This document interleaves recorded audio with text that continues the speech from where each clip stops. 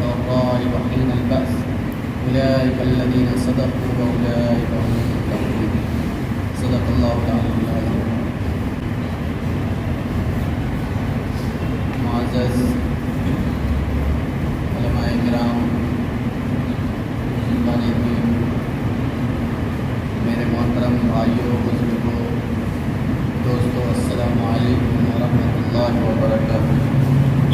یہ اللہ تبارک تعالیٰ کا بہت بڑا احسان اور کرم ہے۔ دنیا کے اندر بے شمار مخلوقات ہیں، ان مخلوقات میں اشرف مخلوق انسان کو بنایا۔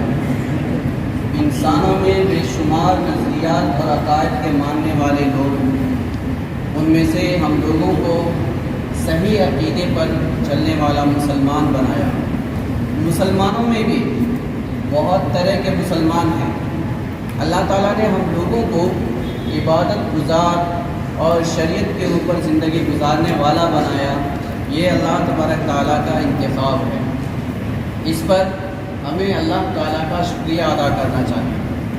اللہ تعالیٰ نے ہم لوگوں کو ایک نیا مہینہ بھی عطا کیا ہے، جو آج سے شروع ہے، ذی الحجہ کا مہینہ۔ یہ حج کا مہینہ ہے۔ اس کا پہلا عشرہ بہت ہی فضیلت اور برکت والا عشرہ ہے۔ اس عشرے کے اندر روزہ اور تکبیرات کی کثرت اللہ تعالیٰ کے یہاں قربت پیدا کرنے کا ذریعہ، حاصل کرنے کا ذریعہ۔ اس لیے یہ جو اللہ تبارک تعالیٰ مواقع عطا فرماتے ہیں، اللہ تبارک تعالیٰ جو توفیق دیتے ہیں، ان مواقع سے اور ان حسنات کمانے کے ذرائع سے، وسائل سے ہم لوگوں کو فائدہ اٹھانا چاہیے۔ اور فائدہ وہی انسان اٹھا سکتا ہے جس کو اللہ تعالیٰ توفیق دیتا ہے۔ توفیق من جانب اللہ ملتی ہے۔ اللہ تبارک تعالیٰ سے ہم جتنا زیادہ قربت حاصل کریں گے، اتنا ہی اللہ تعالیٰ ہمیں توفیق عطا فرمائیں گے۔ میں نے جو قرآن کریم کی آیت پڑھی ہے، یہ آیت دراصل ایک ایماندار انسان، ایک مومن، ایک مسلمان، جس کو ہم لوگ اپنی زبان میں نیک انسان بولتے ہیں، نیک صالح انسان، وہ کون ہے؟ ایک دیندار آدمی ہم کس کو کہیں گے؟ کہتے ہیں فلاں آدمی بہت دیندار ہے۔ ہم لوگ دیندار کی بنیاد کن چیزوں کو بناتے ہیں؟ اللہ تعالیٰ نے دینداری کی بنیاد کن چیزوں کے اوپر رکھی ہے، اس کو بیان کیا ہے۔ ہم لوگ عام طور پر چند رسم و رواج، چند خصوصیات، چند عبادات، چند مراسم، چند اخلاقیات ادا کر لیتے ہیں اور ہم یہ سمجھتے ہیں کہ ہم دیندار ہو گئے، ہم مسلمان ہو گئے۔ اللہ تبارک تعالیٰ نے فرمایا لیس البر ان تولوا وجوہکم قبل المشرق والمغرب۔ یہ نیکی نہیں ہے، وہ انسان نیک نہیں ہے۔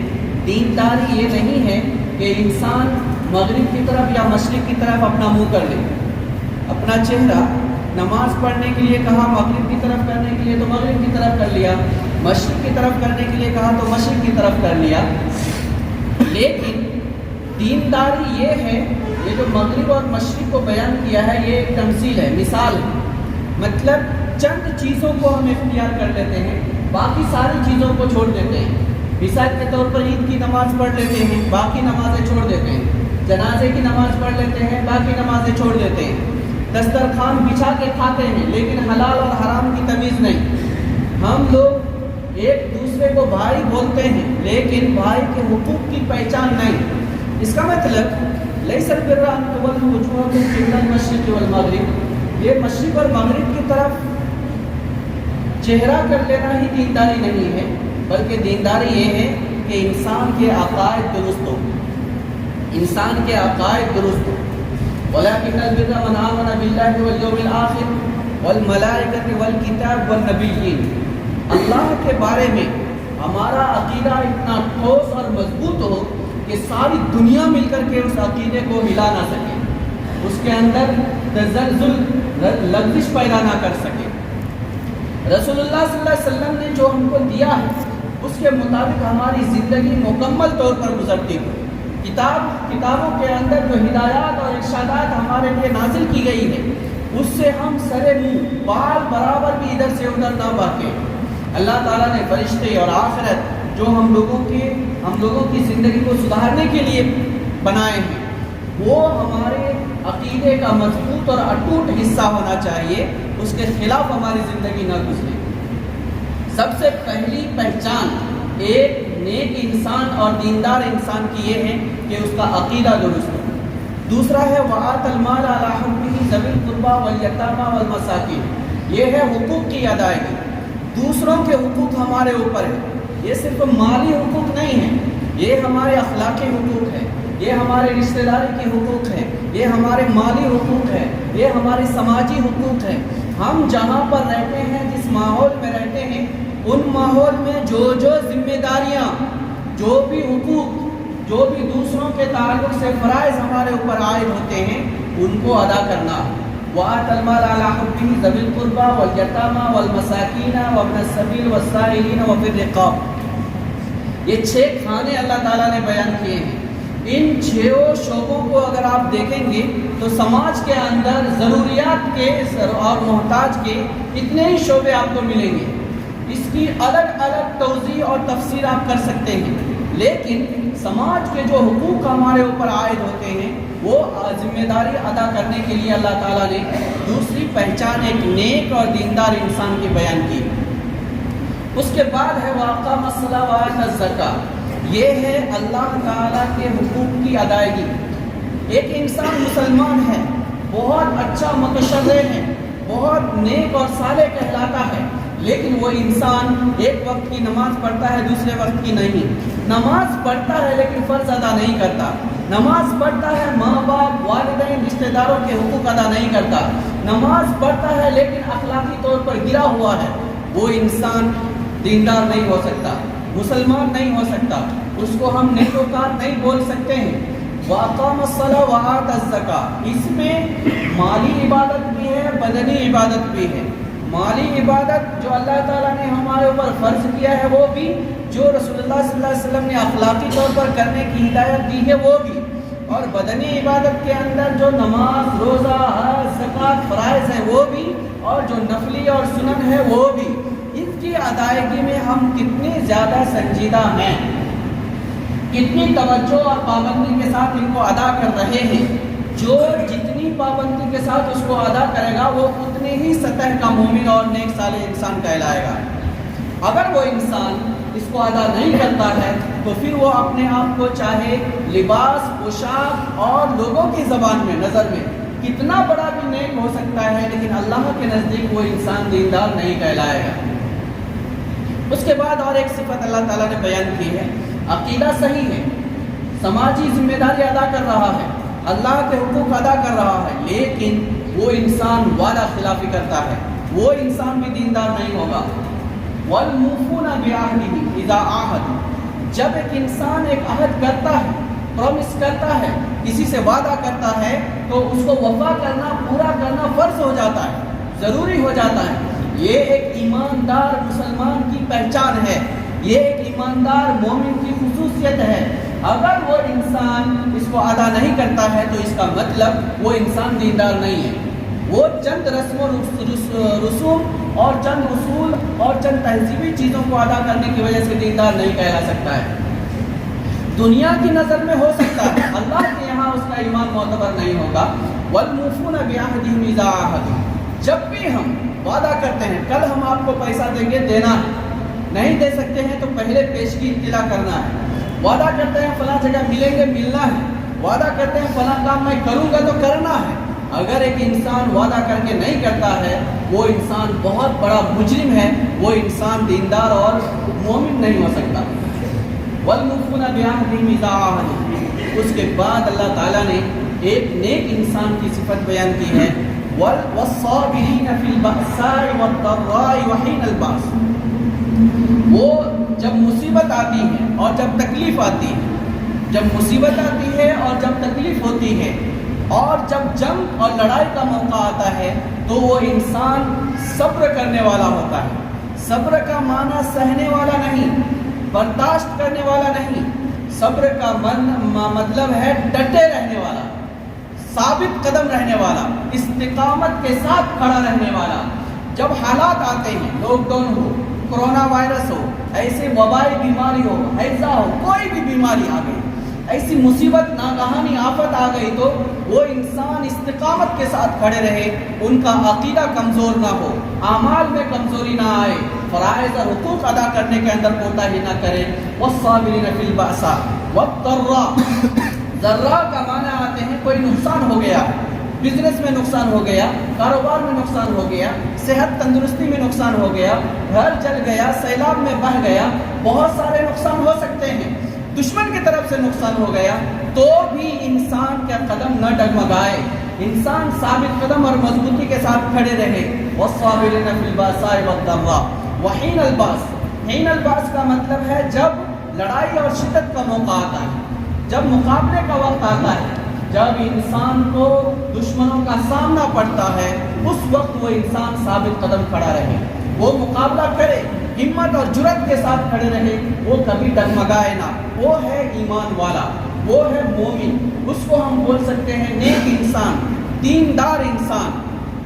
آج موجودہ ماحول میں ہم لوگ دیکھ رہے ہیں بہت سارے ایماندار مسلمان، بہت سارے ایماندار مسلمان، بہت سارے دیندار مسلمان، بہت سارے نیک صفت نیک سیرت انسان، وہ ظالم حکمرانوں کے ساتھ جا رہا ہے، وہ باطل لوگوں کی ٹیم میں داخل ہو رہا ہے، وہ چند پیسوں کی وجہ سے اپنا ضمیر اور دین کو فروخت کر رہا ہے، وہ اپنی ماں بہنوں بچوں اور علاقوں کو اور گاؤں کو نیلام کر رہا ہے.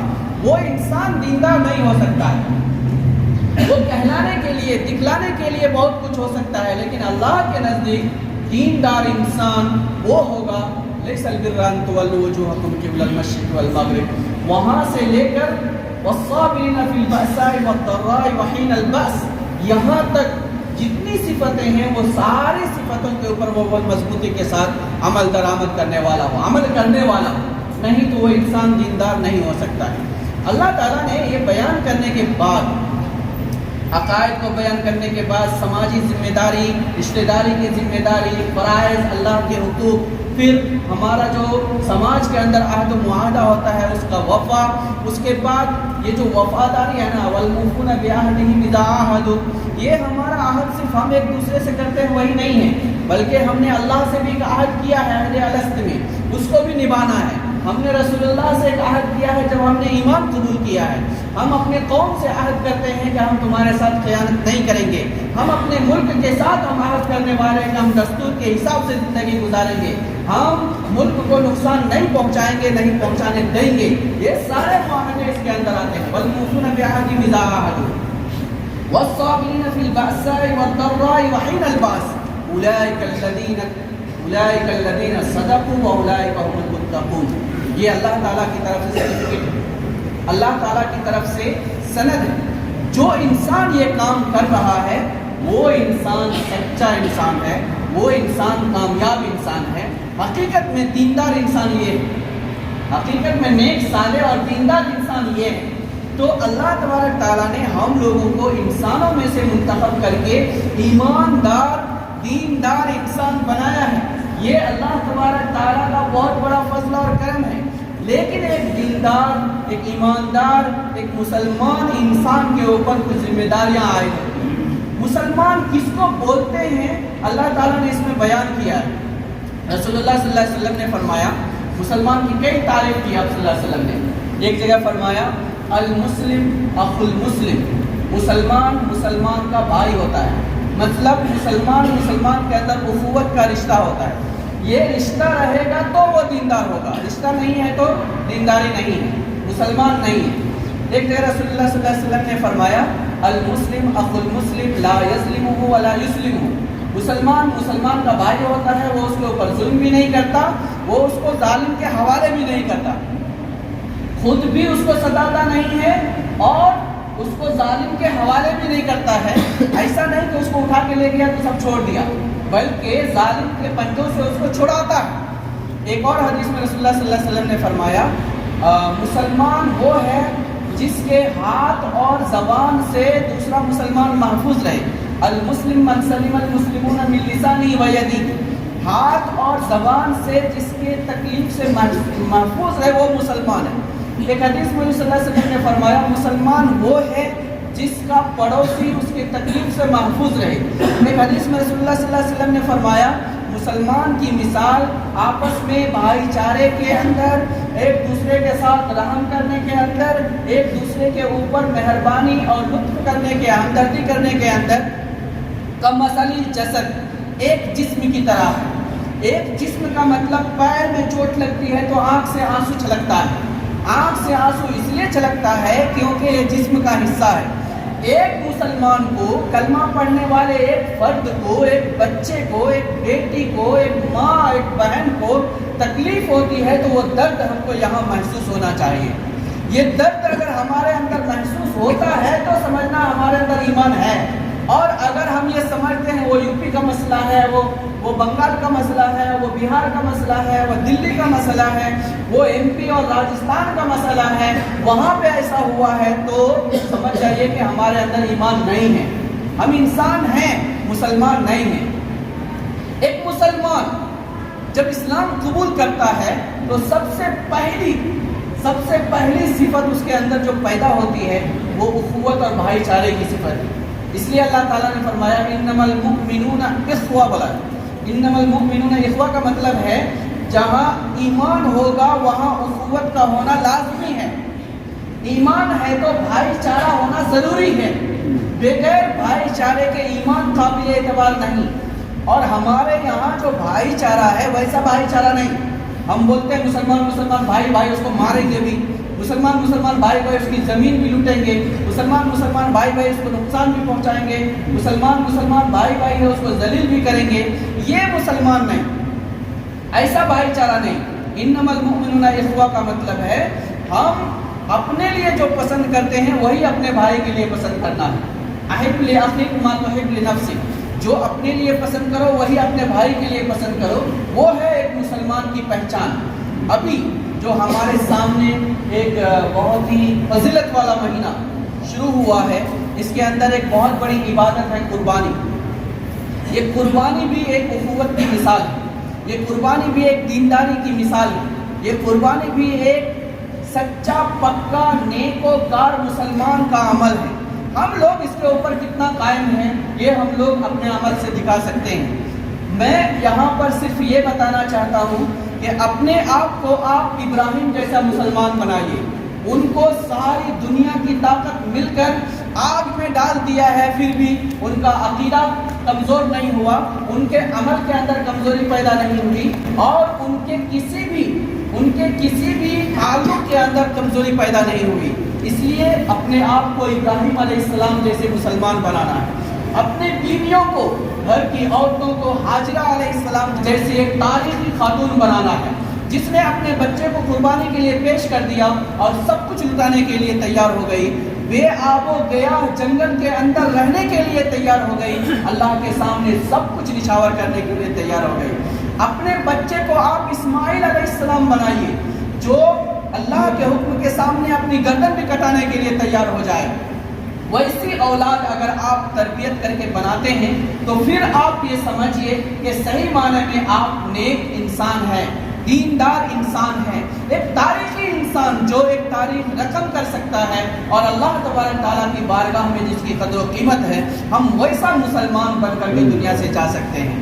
تو اللہ تبارک تعالیٰ سے دعا کریں اللہ تعالیٰ ہم سب کو صحیح طور پر مسلمان ہونے، اسلام کے اوپر زندگی گزارنے، حالات چاہے کیسے بھی ہو اس میں ثابت قدم رہنے، اور حالات کا مقابلہ کرتے ہوئے اپنی نسلوں کو، گھر بار کو، سماج کو صحیح مسلمان بنانے کی توفیق عطا فرمائے، اور پکا سچا مسلمان بن کر دنیا سے گزرنے کی توفیق عطا فرمائے۔ آمین وآخر دعوانا الحمدللہ رب العالمین۔ السلام علیکم۔